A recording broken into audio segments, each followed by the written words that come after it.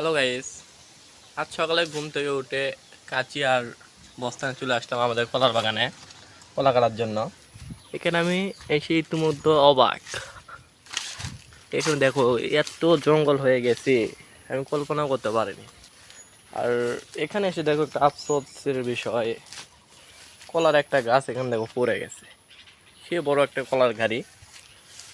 তো এই কলাটা এখন আমরা কাটবো মূলত। তো কাটার জন্য একটা চাকু বের করলাম। চাকু দিয়ে এইরকম করে কাটতে হবে। এই দেখো,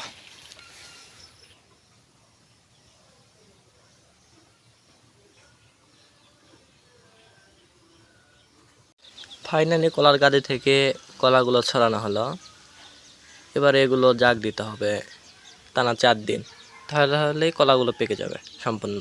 এরপরে এটা বিক্রির যোগ্য হবে।